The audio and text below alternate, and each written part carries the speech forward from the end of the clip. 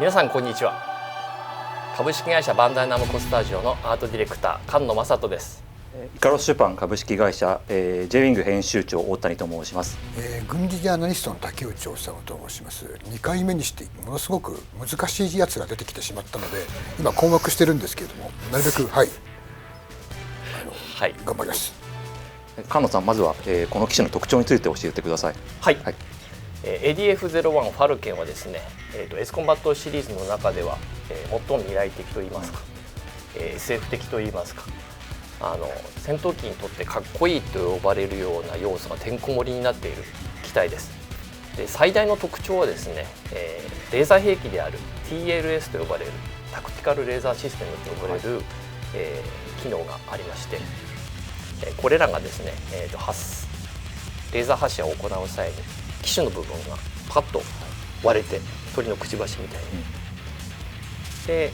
そこから発せられるレーザー兵器というものが通常の戦闘機に積まれているような、機関砲ですとか、あとは対空ミサイルとか、そういったものに比べれば、異なる次元の破壊力を持っているというものが、魅力の機体になっています。で、この機体の開発当時がですね、AL-1 と呼ばれる、大型の、ミサイル迎撃用のレーザ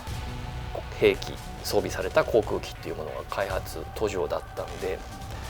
もし、ゲームの中で登場するんであれば、そういった戦闘機のような小型なものに対して、レーザー兵器が積めれば、ユニークなんじゃないかなと思ってデザインしました。竹内さん、レーザー兵器を実際に搭載した軍用機っていうのは存在するんでしょうか。一応ちゃんとした形で作られたのは今お話に出てきた AL-1、昔エアボーンレーザーって呼んでるんですけど、あれだけだと思います。そのレーザーってやっぱり弾切れの心配とかないですし、みんな欲しいアイテムではあると思うんですよ。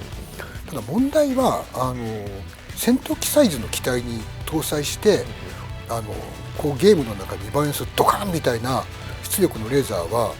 積もうとするとものすごいエネルギーが必要なので、これも収まらないっていう。非常に特徴的な形をしていますけれども、はい、これモデルになった、機種っていうのはあるんでしょうか。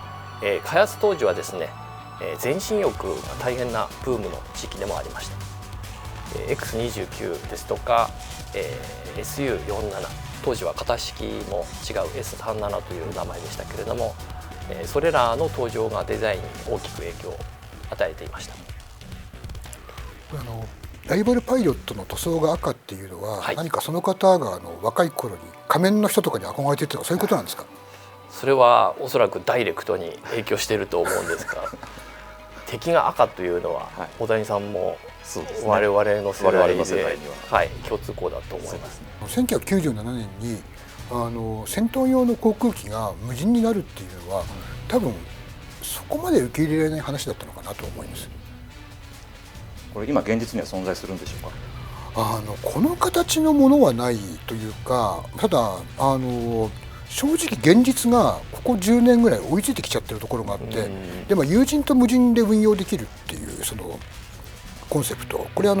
メリカ空軍がこの間発表したビリー21レイダーっていう爆撃機、あれ本当かどうか知りませんけど、有人でも無人でも運用できると。であと他の戦闘機とかでも、今イギリスと戦闘機、イギリスイタリアと戦闘機作るって話になってますけど、イギリスがやろうとしているテンペストっていうのも必要に応じて無人で運用するみたいなことを言っていたので、トレンドではあると思います。でただこれ一つ問題は遠隔操作だと、電波届く範囲じゃないと難しいと、あとタイムラグがあったりするので、空対空戦闘には向いてない。でただ完全にAI とかあれに任せてしまうと、これ人の命を奪うことを人工知能とかに任せていいのっていう倫理的な問題がどうしても発生してしまうので、なかなかじゃあそこどこで線引きしていくのかっていうのは多分今後の課題にはなると思いますが、戦闘用の無人機は増えていくとは思います。菅野さん、このキャノピーについてはいかがでしょうか。はい、この、戦闘機は、ご覧になってお分かりの通り、完全走行型のキャノピーになっています。いわゆるグラスコックピットと呼ばれるような、ガラスとかアクリル、樹脂で作られた、透明なパーツがありません。その代わり、外側に複数のカメラが光学センサーと一緒に、取り付けられていまして、パイロットはその中で、外側の情報っていうものをパネルに映し出して、外部の情報を得るという、機能を考えています。装甲車とか戦車とかだと実用化に向けてちょっと進んでいるので、ある意味先進的なアイデアだったのかなと思いますね。戦闘機ではないけれども他の乗り物に関しては、戦車とか装甲車とか、そういう地上のものはもうそのカメラを中心にして、要は人間のいわゆるその人間の肉眼であるとか、そういうものに依存しない、でその代わりその顔とか出さないから、撃たれて何か怪我をするとか、そういう心配がないっていうところから始まっているので、ある意味そのもう少し多分そのセンサーの性能とかが上がっていけば、そういう考え方になっても不思議ではないかなと思いますね。フルカウル型、全て装甲になっているキャノピーの内側に人が乗っていた場合に、こうして実際に外側を見るっていうこともだんだんもしかしたらなくなってくるのかもしれません。後方視界とかがそうした場合に、パイロットに求められる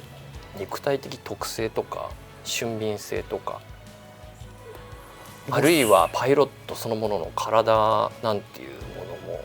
もしかしたら必要なくなってしまう時代っていうのがあるんでしょうか。F35 のテストパイロットの方がおっしゃってたんですけど、はい、F35 で一番脆いパーツは人間パイロットだと。要は高機動とかをすると人間はもう持たないじゃないですか。失神してしまったりとか、で一番脆いのは人間であると。でその F35 ってご存知かもしれませんけれど、高度なセンサーをいくつかその情報をコンピューターが整理して、パイロットに必要なものを与えてくれると、それをもとに判断するっていう形なので、だからその本当にそのなんていうんですか、この形の無人機でこれだけの軌道をしたら多分パイロット持たないと思うんですよ。でも多分そういうそのパイロットに求められる能力っていうのがこういうものが実用化されると変わってくるのは確かだと思いますね。なるほど、非常に興味深い話ですね。はい、ではここまでいろいろ伺ってきましたが、軍事専門家の竹内さん、ファルケンいかがでしょうか。これはね、無人機の先進性とかすごい大好きなんですけど、ただこれ多分このサイズの機体にはレーザー収まらないので無でご容赦いただければと思います。菅野さんいかがでしょうか。いや残念。いや実用化されてほしいですよ。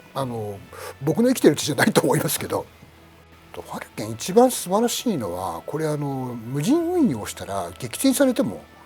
パイロットは死なないし、あとは捕虜とかにもならないと。でやっぱり今現実世界でパイロットの戦死とか捕虜とかってできるだけ避けたいっていうのが各国のトレンドになってまして、それを避けられる戦闘機っていうところはものすごくいいなと。あとはやっぱり人が乗らないで済むのであれば、何か他のシステムであるとかレーザーであるとかみたいなものを積めるので、そういうそのなんて